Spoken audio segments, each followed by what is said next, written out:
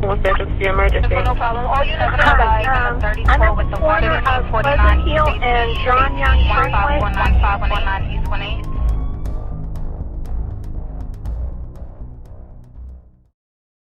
Welcome back to Crime Solvers Central. I'm Charlie.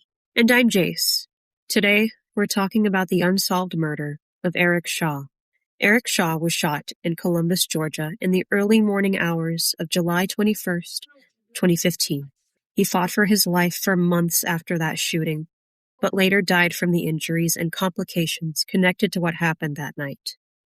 And to this day, this case remains unsolved.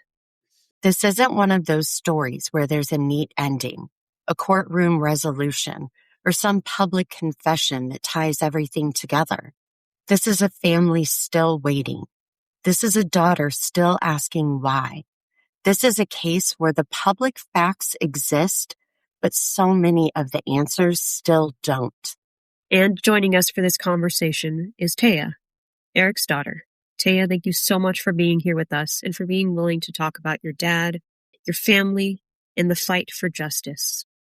Thank you so much for having me. I really appreciate the opportunity to share our story.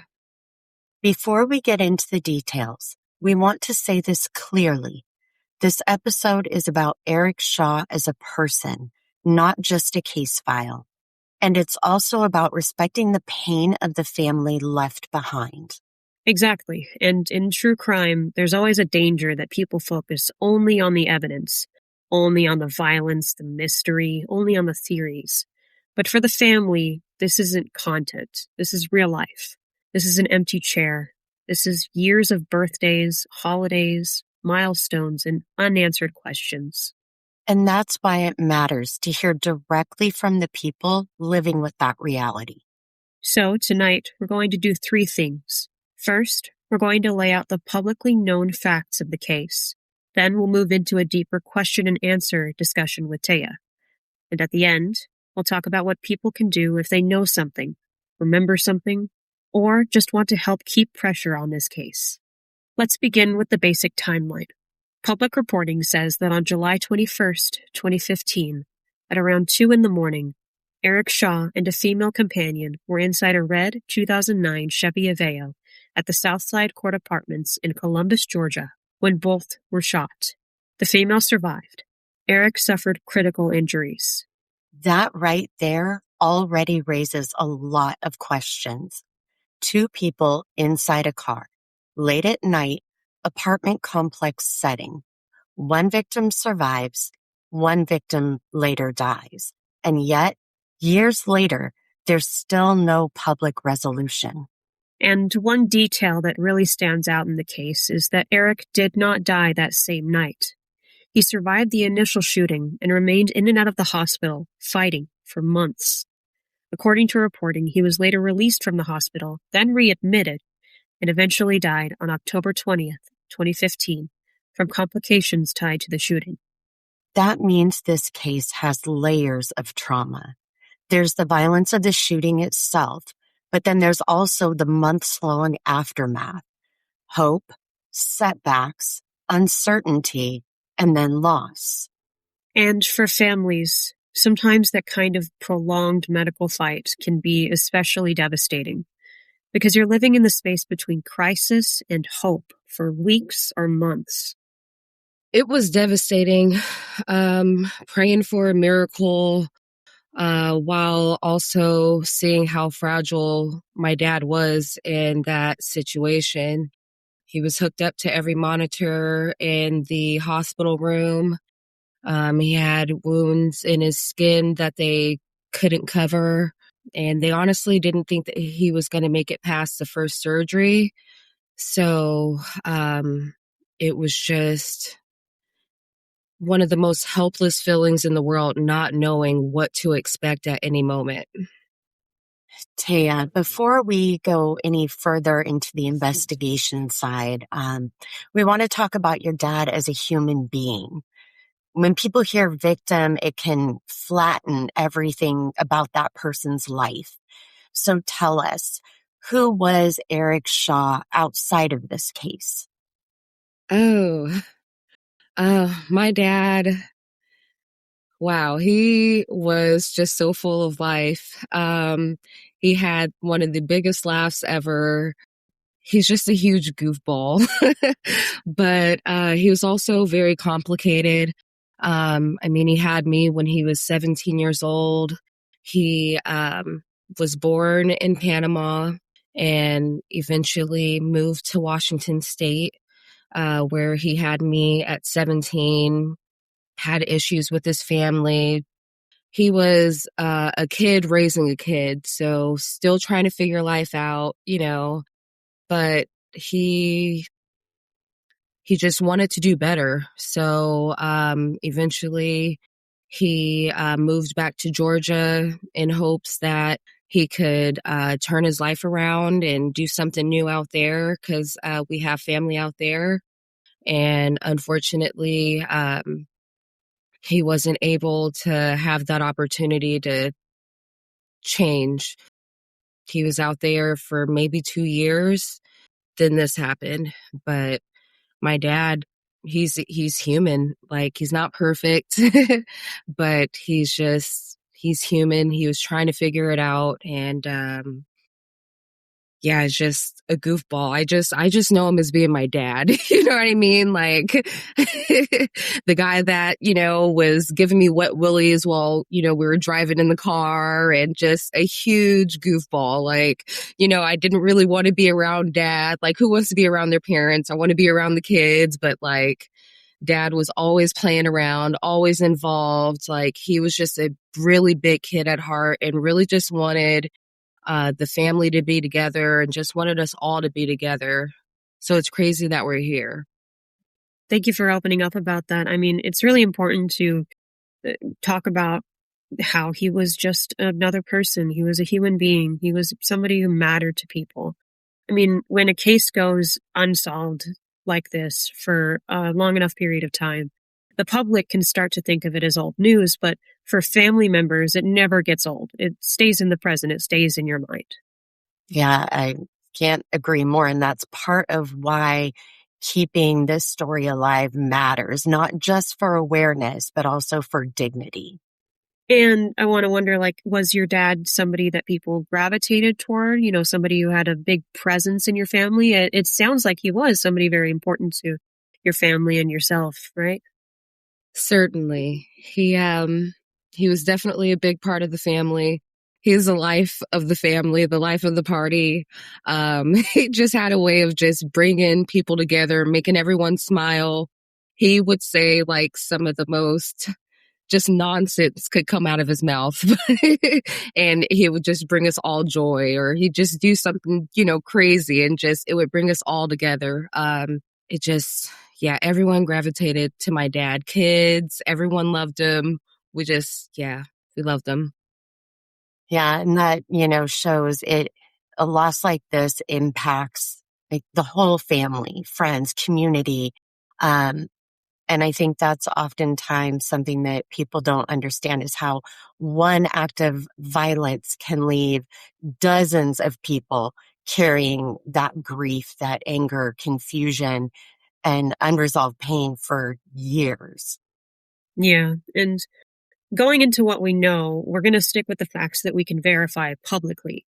So the reporting says that Eric and a woman were inside the vehicle when the shooting happened. The woman was also hit but survived. Public coverage later described Eric as having suffered a head wound, and his death was ultimately tied back to the July shooting.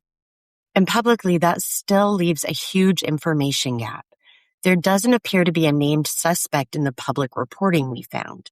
No announced arrest, no public explanation of motive, no clear public accounting of whether investigators believe this was targeted, mistaken identity, retaliation, or something else. And that kind of silence is brutal for families because it leaves room for speculation, rumors, and secondhand stories. I mean, how has that affected you? It's been one of the hardest parts about just going forward, is still no answers. Knowing or thinking that it could be different people, but because there are no concrete facts. There's really nothing that the police can do. So just knowing, though, that they're free, knowing that we still don't have answers, I've gotten a lot of no's. I've gotten a lot of closed doors. I've been trying to fight for justice since he passed away, and his case went cold very early.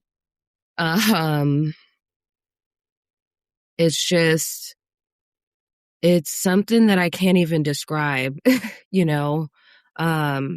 It's it's heartbreaking. Nobody's held accountable, and I feel like, honestly, nobody out there really cares. So Yeah. And that's, I feel like, why, or part of the reason we're here today is to have that center and focus on Eric, on your dad, to center the family and his story and ask the questions that matter in hopes that those will bring forth answers that are going to make a difference and an impact, right? So with that foundation in place, we want to shift into learning more from you, Taya, and about your father, what your family went through and what the aftermath has looked like. And what would justice to you mean now?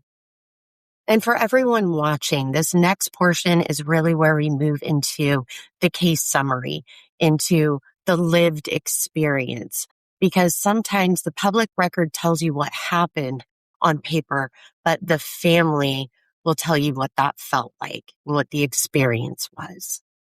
When you want people to know and understand who your dad really was, what's the first thing you want them to know about Eric Shaw? I want them to know that my dad was human. Like, he wasn't perfect. He was trying to change his life. He was trying to change, and they didn't give him the opportunity. And how has it been for you and your family living with this case being unsolved for all of these years? So, yeah, it's honestly, it's affected my life. Fell apart, honestly. I started coping in some of the worst ways possible. My youngest brother, little Eric Jr., ended up passing away from health complications. It's like life does not stop.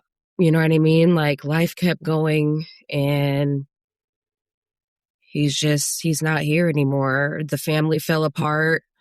His mom doesn't, live in Georgia anymore. Like, she moved, everyone dispersed. Like, I just feel like the family fell apart when my dad passed away. And all these years, with no answers, I feel like it's broken us all in different ways. And I do know it's painful to talk about going back to when the case was fresh. But do you remember the moment that you realized it wasn't going to be a quick investigation with quick answers? Oh, yeah. So unfortunately, my dad and I, we actually got into an argument a few hours before he got shot. I called him and I was like, we don't talk enough, why aren't you calling me? And it just turned into this big argument. I remember trying to call him, and I was like, then I got mad all over again because he wasn't answering. And I was like, Dad, like, I'm trying to resolve this. Like, what's going on? And he's a few hours ahead of me. I live in Washington. He stayed in Georgia.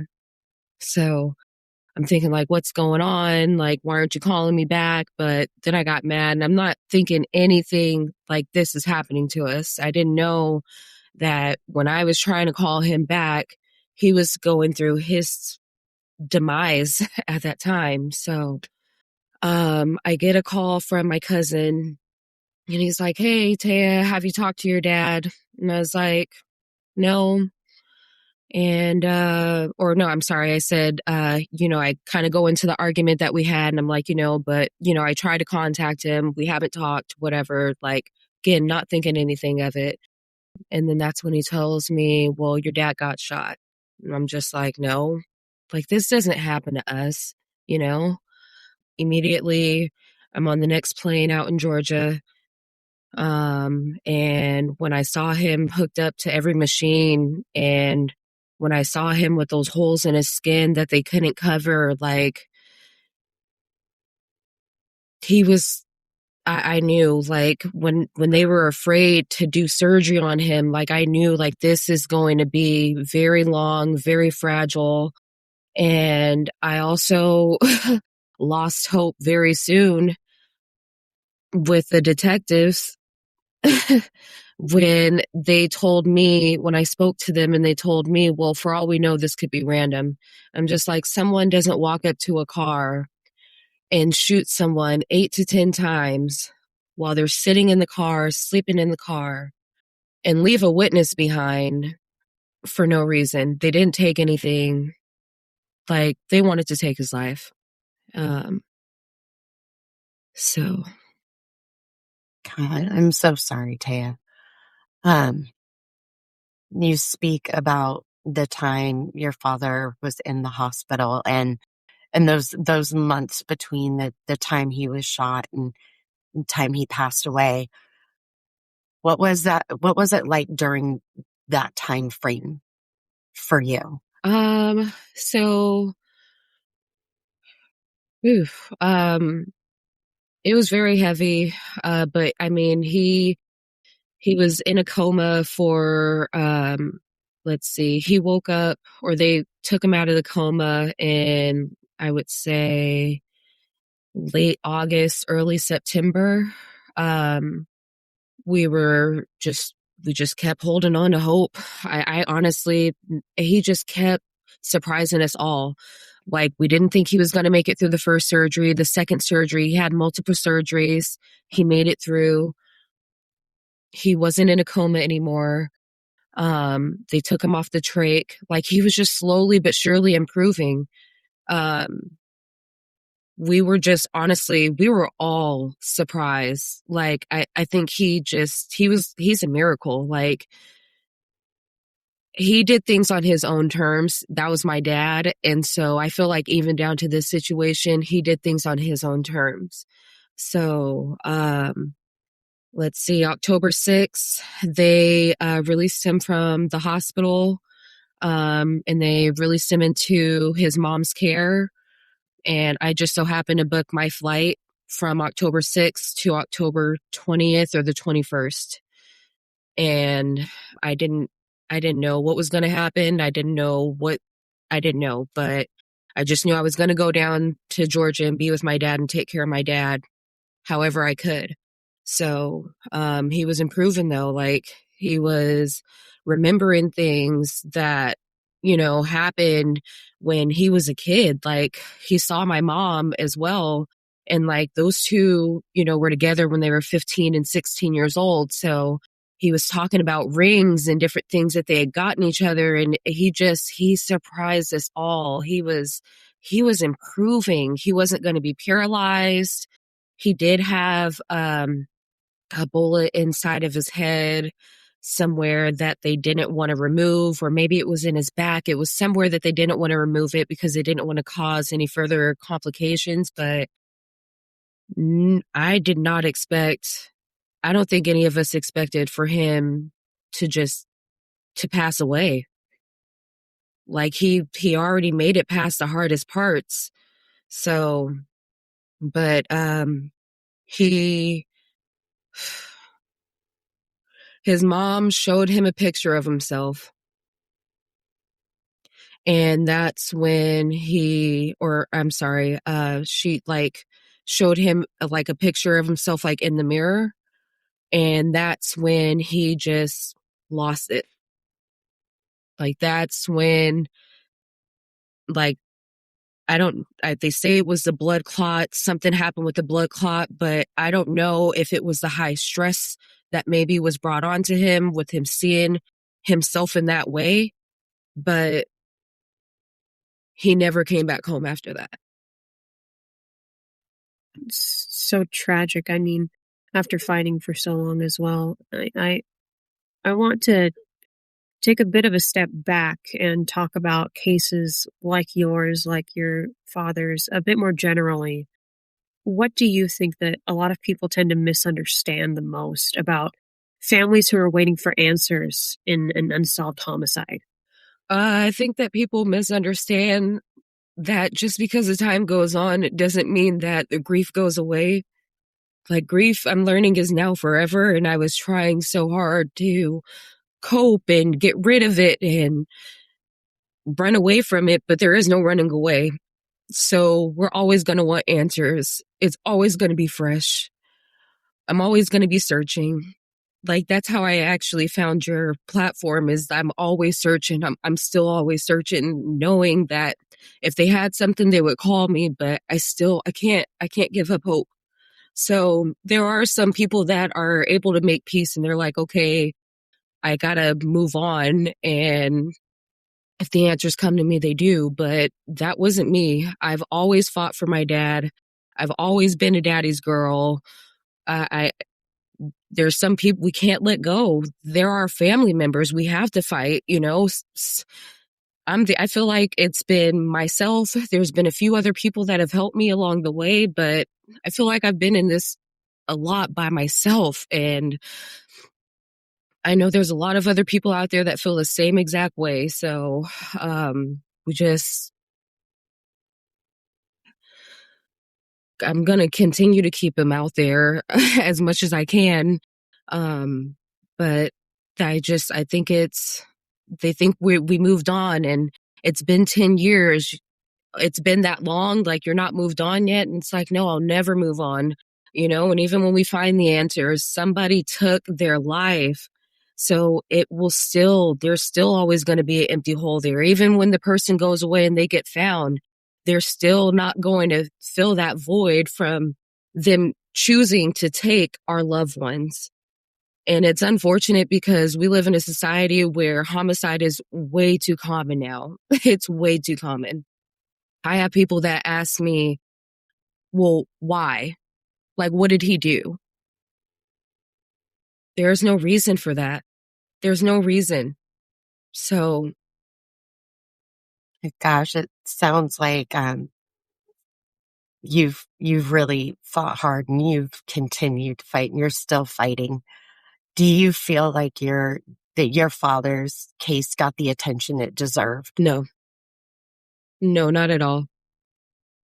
Not at all. I feel like because he didn't pass away the night of, or, you know, like, because he passed away months later, they didn't treat it as a homicide. They treated it as like an aggravated assault. And it's like, that's at least attempted murder, you know what I mean? But they didn't follow up.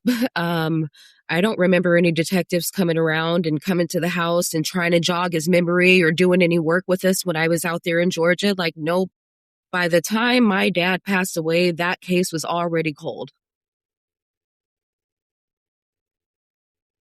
They're supposed to, the first 48 hours are the most important. He was alive. So they fumbled the ball completely, in my opinion.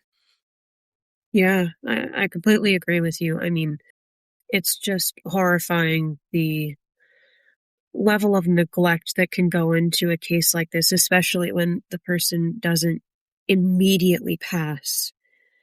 And I mean, when you think about that day, July 21st, 2015, what emotions come up for the first time for you? Just pain, disappointment, disbelief. I still honestly cannot believe like this even happened to us. And I'm like, I know dad was trying to change his life. I'm like, how did this happen though? How difficult is it for you to hear people talk about this case in fragments or pieces when you're the one living with the full emotional reality of it all.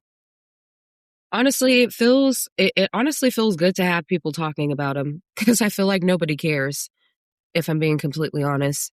I feel like he's just another number out there. You know what I mean? The homicide rate in Columbus is very high. They have too many other homicides to, figure out.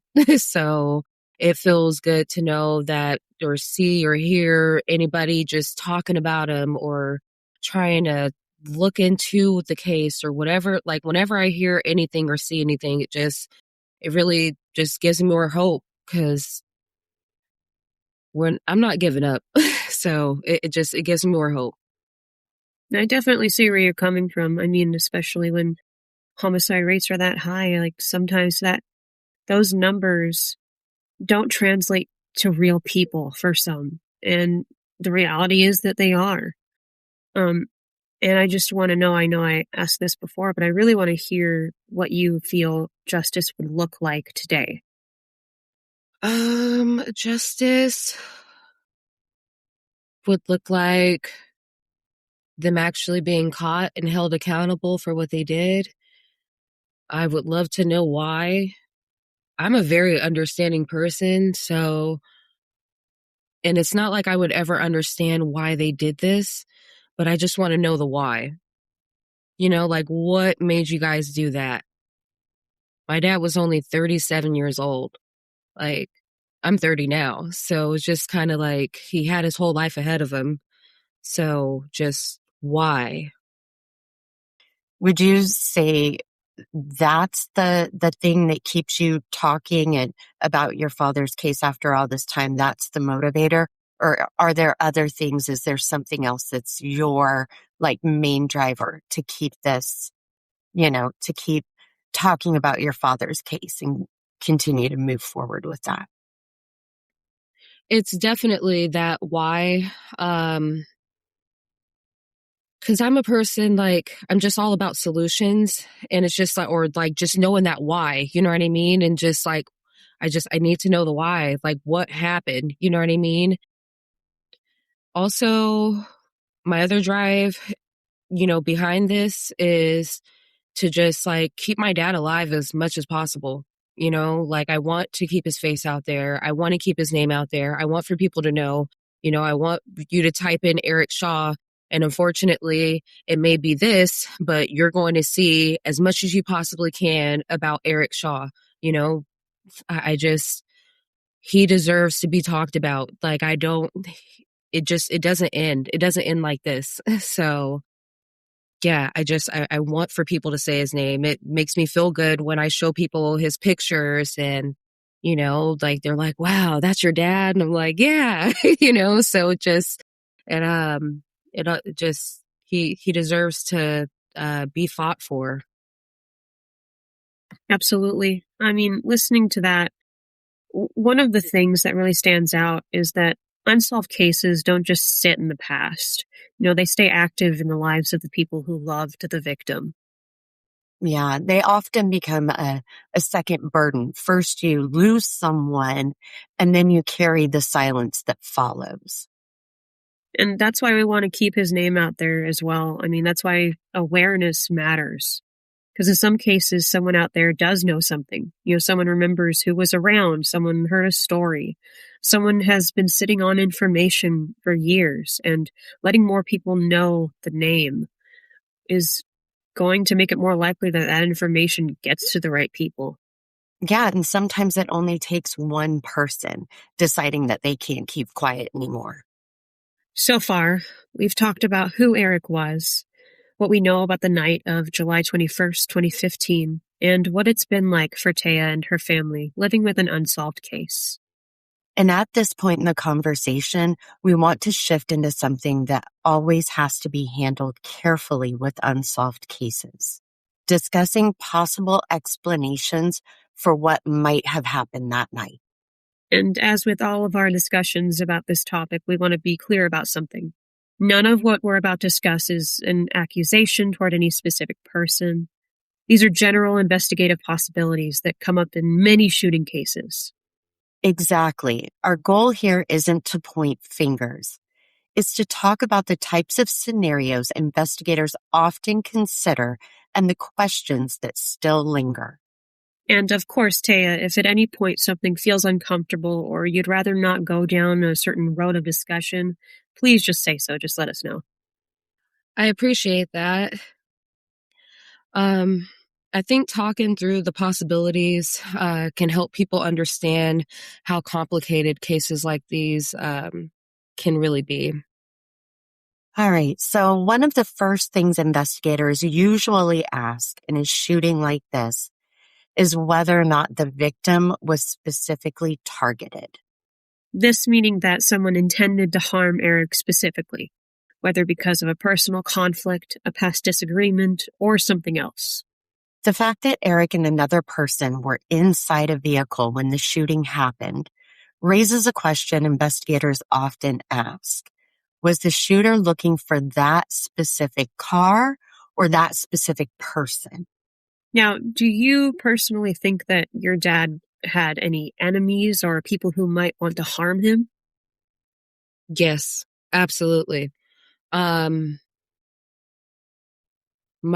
dad, I feel like he just had like a storm kind of brewing up in different, scenarios where I feel like it could have been different people. He was in a love triangle kind of deal, where he had the girlfriend, Alma, that was in the car with him, and then a different girlfriend. But those two found out about each other. And this was all prior, like leading up to the shooting. And so Alma actually found in that same car that they got shot in, like the registration of the other woman, different things of that nature. My dad also started going more public with Alma than he was with the other girlfriend, although he knew the other girlfriend longer. Like that girlfriend he met when he first came to Georgia, and by this time, he's been out there for almost 2 years. Things started kind of exploding and, coming out in that area. So I've always kind of thought it could be one of them because the car wasn't my dad's that they got shot in, nor was it Alma's. It was the other girlfriend. So there's that.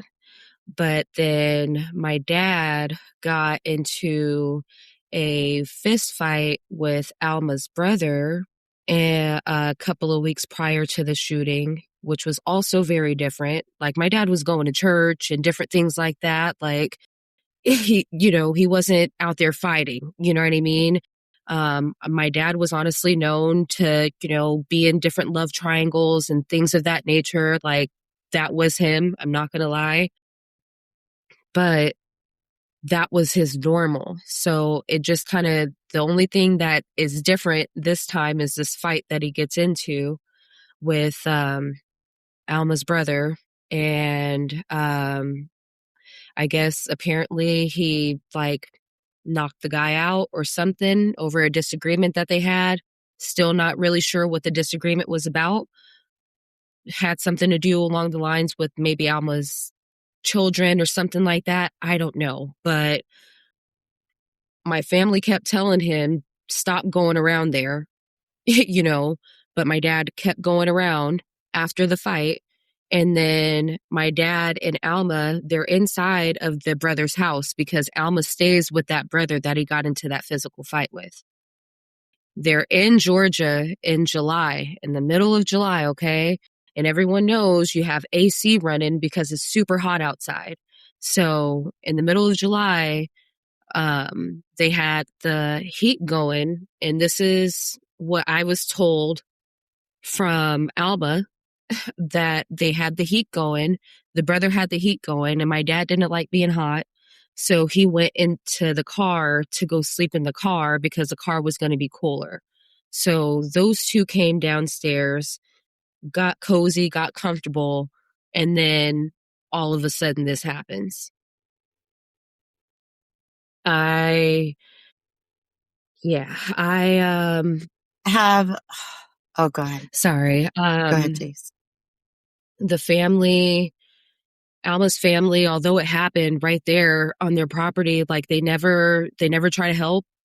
No one's like they've, kind of went against us and whatnot. And they weren't trying to help. And I'm like, Alma was shot too. And it's like, you guys don't want to figure out who it is that shot your sister and my dad. You know what I mean? Like, you guys are comfortable with still living there. Like, they still stayed there after the incident, So none of it adds up to me.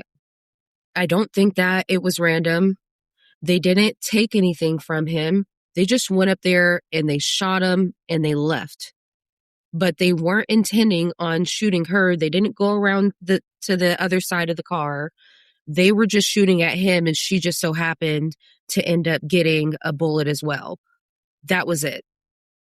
So when you hear like she got shot too, it's not like they intended that. They didn't aim for her. They just went and shot at him. Why are they protecting her? Like, that's the reason why I didn't think it was the other girlfriend, or anything to do with that, because why wouldn't she want the Alma gone? Like if it was revenge. So it was definitely targeted, though. My dad definitely had some type of enemy out there, and I don't think it was random at all. Have investigators ever indicated that they believe it was targeted, that your dad was the target or the intended target that night? They don't tell me anything, if I'm being honest. Like, they don't try to make it seem like anything. They try to, broaden it out as much as possible because they don't have facts. So, like I said, when this initially happened, the initial investigator on the case was like, well, for all we know, this could be random. And I'm like, nobody randomly does that many times. Like, that was personal, and even if you thought maybe, okay, this is a car or something, like, they walked up to his window and they saw him. They saw him. So, but yeah, they don't tell me much. They don't try to say anything. And I mean, when families hear the phrase targeted attack, what kind of emotions does that bring up, at least for you? It's just like, it's like surreal. Like, is this really happening? You know what I mean? Like, really? Targeted? Like, it was that bad? What, really, to take somebody's life? Targeted? And like, they didn't just, shoot him a couple of times. Like, they shot him to kill, and they shot him in places that, like his head, like, how fragile our heads are. Like, I learned after that, like, it's so insensitive. It's crazy to me. So there's another theory that investigators often mention in unsolved cases, and that is the idea that someone knows what happened but has not come forward. And that could be somebody who witnessed something that night. It could be somebody who heard about it later, or it could be someone who was told details by the person responsible or by somebody who knew what happened. Now, do you believe that there are people out there who know more about what happened to your dad than what has been publicly revealed? Yes. I do know that family has actually been questioned a couple of times. I don't think it's a coincidence. I have heard that the girlfriend's kids that were inside of the house the night of the shooting, one of them has changed her story a couple of times. So I think there's definitely somebody that knows something. I personally think it's a family little secret that's going on over there, which is why it hasn't gotten out yet. But I'm praying that somebody does have a change of heart one day and they come forward with information.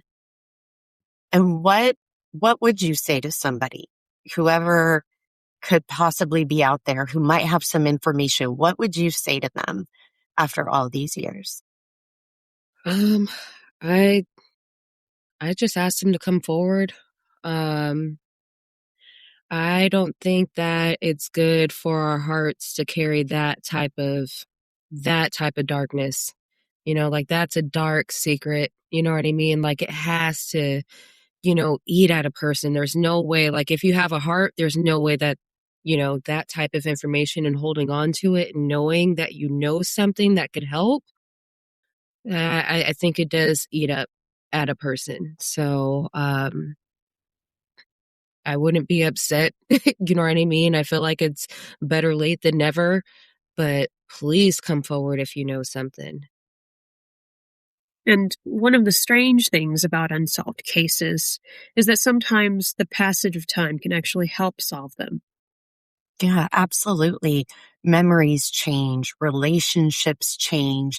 People move away from situations that once kept them quiet. So, Taya, do you still hold hope that eventually someone's going to come forward? Yes, I definitely still hold hope. Um, I don't plan on giving up, so I still hold on to hope. As you mentioned, relationships change, things change, people have a change of heart. So I definitely have hope that somebody's going to come forward with something. Now, if the person responsible for your father's death were somehow watching this episode right now, what would you want them to hear? Well, the first thing that comes to mind is you ruined our life. Um, you just, you literally destroyed a whole family. My dad's not here anymore. Little Eric Jr. isn't here anymore. Like his line is gone. Like myself and my sister were the last two standing in my dad's line. Like, um, again, I feel like people have reasons for everything. So, and I know my dad wasn't perfect. So what did he do? Like what happened? What went on between you guys that made it that bad to where you felt like you had to do that? He had the rest of his life ahead of him. And I honestly wonder if it was really like that bad. Like all these years later, was it really that bad? Was it really worth taking someone's life? But I'm praying. I'm praying for you, actually. I'm praying that you don't do this to anybody else. Um, and we're going to figure it out one way or another, whether we get you behind bars or whether I just figure it out on my own and we don't get you behind bars, but I'm going to figure this out. I feel like I already have, but we'll get you. Now, we have talked just a little bit about your communications with the investigators, but how open have they been about the case to you? Have they talked to you about any details? Has the police department contacted you at all recently, or how have the communications been over the years?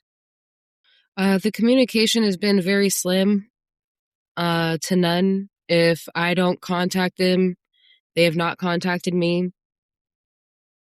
I've been contacting them since I found out his case went cold early 2016. I saw an article where his name was listed and I was like, okay, so no one reaches out. I completed the Coleman Baker Act, which is like a relaunch into his case. And they got back with me. This happened in August or September when they got back with me. And they were like, there's nothing else that they can do. Like they've exhausted all avenues. They did do a certain thing. And they're hoping to get something back with that. But other than that, it's just pretty much a waiting game. But yeah, nobody's reached out. No one, like I've done the reaching out. No one's called and said, hey, your dad's case has gone cold, or, hey, I'm the person who's over your case, or like I've just kind of like figured it out and just kind of called it to different people and just kind of got pinged around until I kind of figured things out. I even flew all the way out to Georgia in 2024 in hopes that I could, have a meeting or something with a detective to see things in person and maybe see if there was something that they could let me look at that maybe they weren't willing to share over the phone or, something of that nature. And the guy that we were talking to just so happened to be on like a work meeting or something. And like, they didn't send anybody else down to talk to us. Nobody, like, they didn't even go and search for anybody. So I, I, I have not gotten honestly too much help. It's just been, we're hoping we get something back. But that's about it. We did speak to the cold case detective back in 24. And he just stated honestly how the notes were messed up, how disorganized my dad's file was, you know. And I'm just like, well, I'm not really surprised that, you came into a file that was so, incomplete and missing different things and whatnot, because again, they didn't treat it as a homicide right away. They, treated it as a, aggravated assault. So he didn't really have much to work on. And I feel like, honestly, that's another reason why I'm not getting anything back is because they don't have anything. I don't think they actually have anything in their files. In 2015, Ring camera footage and different things like that, that wasn't really a thing. So if no one else can actually tell them, then they don't have anything.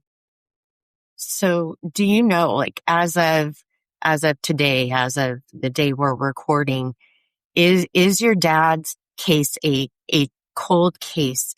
And do you know if there is an investigator assigned to it? So how they frame it is it's a cold case and they have investigators that work on it when they can, because they already have all the other things that are going on and whatnot. So, they work on different files and pull out random files when they can. And if something, works, or, if they, see a lead or something, they'll follow it up or do something new. So, I do know that they, got like newer technology since 2015. So they've tried some other, routes and whatnot, but nothing's come back. So that's it though. My dad's case is cold, but it doesn't have a specific investigator. Okay. Thank you.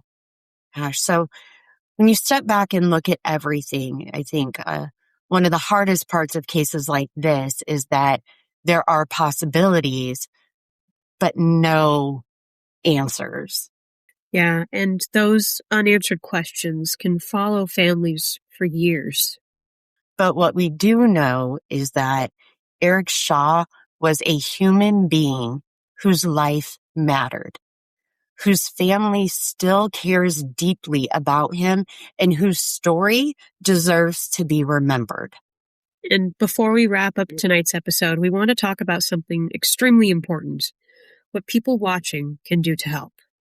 Because unsolved cases are not just stories. They are investigations that sometimes move forward because someone decides to speak up.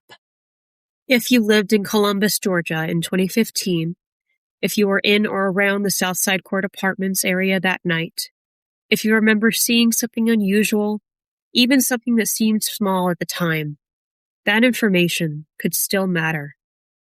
Taya, what would you like to say directly to someone who might know something about your father's case that matters? I'd like to say, please come forward. Any little bit of information, it matters. I don't feel like there's a thing of it's not too late to come forward with anything. And I'm not angry. I understand why, maybe you've held on to this information for as long as you have, but please release it. Please release it for all of us. And if you have any information about the unsolved murder of Eric Shaw, you can reach out to local law enforcement in Columbus, Georgia. You can also submit tips through Crime Solvers Central, either through the website or through our channel.